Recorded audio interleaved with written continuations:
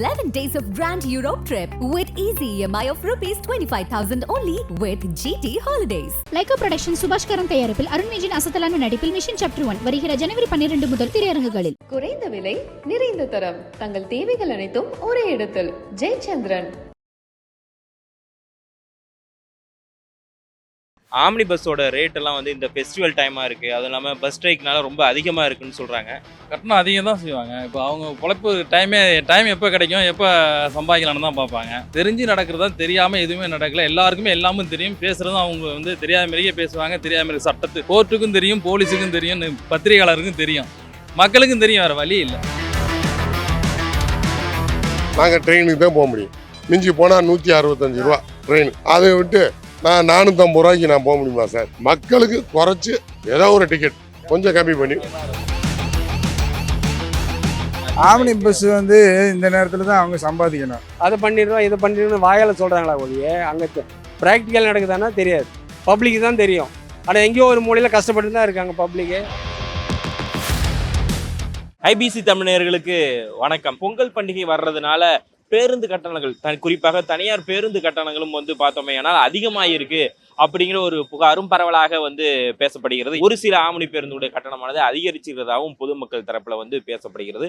இது குறித்து பொதுமக்கள்லாம் வந்து என்ன சொல்றாங்க அப்படிங்கிறத வாங்க தெரிஞ்சுக்கலாம். ஆம்னி பஸ்ஸோட ரேட் எல்லாம் வந்து இந்த ஃபெஸ்டிவல் டைமா இருக்கு, அதுவும் இல்லாமல் பஸ் ஸ்ட்ரைக்னால ரொம்ப அதிகமாக இருக்குன்னு சொல்றாங்க. ஸோ நீங்க எப்படி பாக்குறீங்க? அது மக்கள் தொகை கூட கூட அதிகரிக்கத்தான் செய்யும். அப்போ தானே பஸ்ஸஸ் எல்லாம் சுத்தமாக இருக்கும்.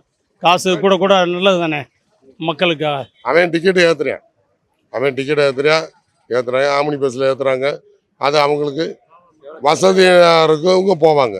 நம்மளை மாதிரி இல்லாத மக்கள் எங்கே? என் தலைமை விஜயகாந்த் மாதிரி மக்களுக்காண்டி உழைக்கணும். அதை மக்களுக்காண்டி சலுகை பண்ணணும். அதே ஒன்று. திடீர்னு ஏத்துறாங்களா இந்த பொங்கல் வர்றப்பெல்லாம்? ஆமாம் சார். தீபாவளியா இது சார் ஊருக்கு போக முடியுமா? இது இப்படி ஏற்றுனா நாங்கள் ட்ரெயினுக்கு தான் போக முடியும்.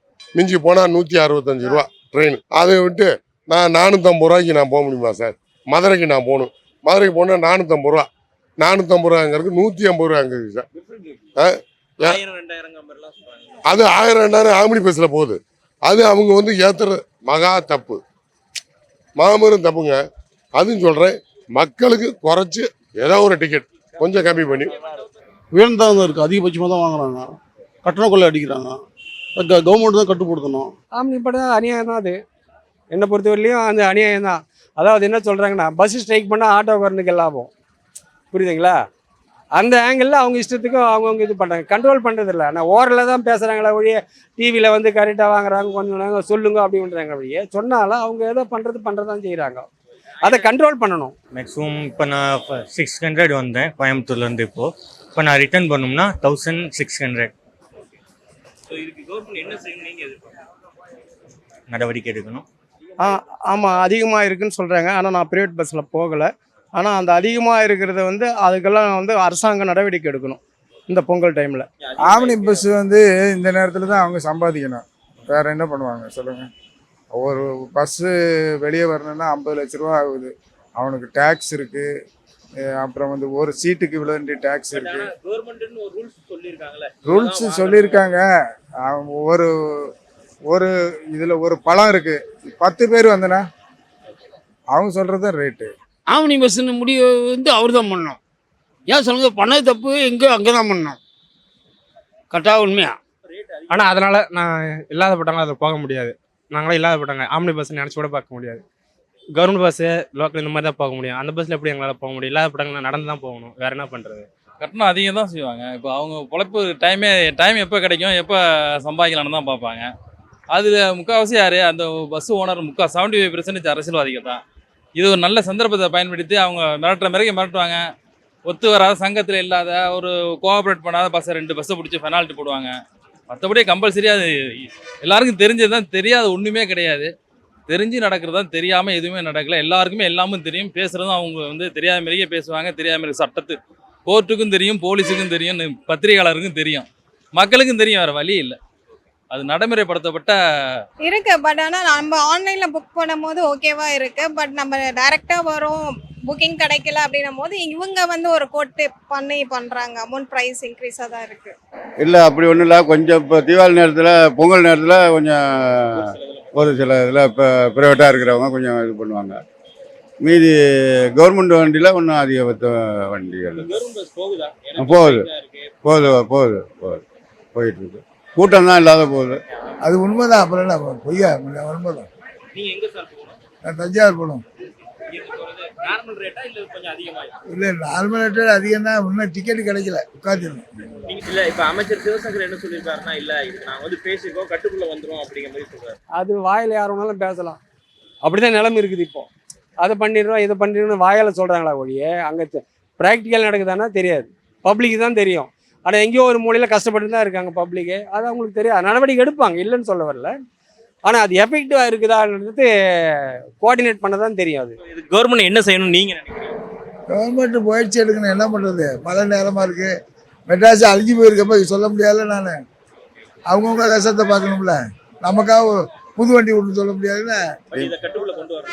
கட்டுக்குள்ளே கொண்டு வரணும். அது பஸ் முதலாளிங்க மனசு வச்சா தான் கட்டுக்குள்ளே வரும்.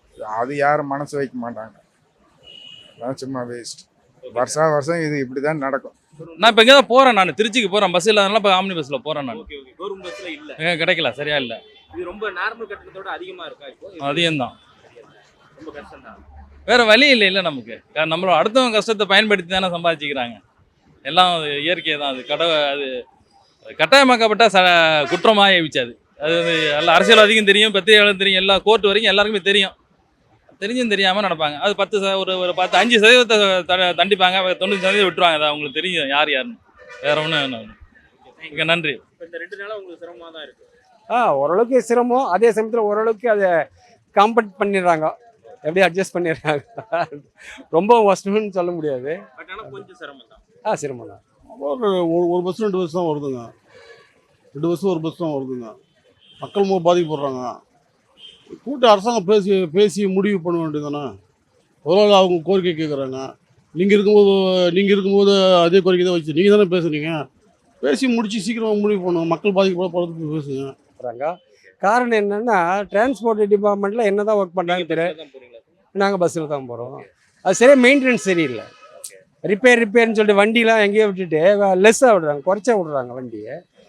ஆள் பற்றாக்குறைன்னு தான் சொல்கிறாங்க. சரியாக மெயின்டெனன்ஸ் இல்லை. பட் ஃப்ரீக்வெண்ட்டாக வண்டி இல்லை. கஷ்டம் தான் இருக்குது. ஸ்ட்ரைக் சொல்லியிருக்காங்களே, எப்படி நீங்கள் நார்மலாக வர்ற டைமுக்கு பஸ் எல்லாம் வருதா? அவங்க குறைய முன்னாடியே அதை ஓரளவுக்கு நிவர்த்தி பண்ணியிருக்கலாம். புரியுதுங்களா?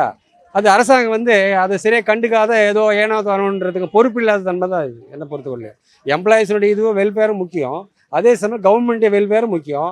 ஆனால் கவர்மெண்ட் வெல்ஃபேர்னு பார்க்கும்போது கவர்மெண்ட் அதை ப்ராப்பராக பண்ணுறாங்கன்னா இல்லை, ஏதோ தேவையில்லாத செலவெல்லாம் பண்ணுறாங்களா ஒழிய இதை பண்ணலை. அரசாங்கத்துக்கு பப்ளிக் என்ன தேவை, அது என்னென்ன பிரச்சனை இருக்குது. இப்போ தண்ணி தேங்குதாங்க அங்கே, அது தண்ணி வழி போகிறதுக்கு வழி ஏற்பாடு பண்ணலை. என்ன அடையாறு க்ளீன் பண்ணுறேன், கூவத்தை க்ளீன் பண்ணுறேன், கொசை க்ளீன் பண்ணுறேன்னு அதுதான் க்ளீன் பண்ணுறாங்களா ஒழிய இன்டீரியராக இருக்கிற அந்த கெனால்ஸு, அந்த ரோடு ஸ்ட்ரீட்டில் இருக்கிறதுலாம் பண்ணல. அதே மாதிரி தான் இந்த டிரான்ஸ்போர்ட்டும்.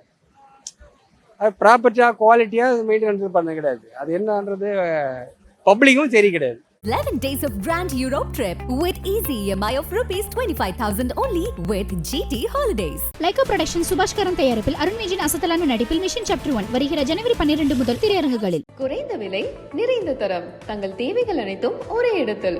ஜெயச்சந்திரன்.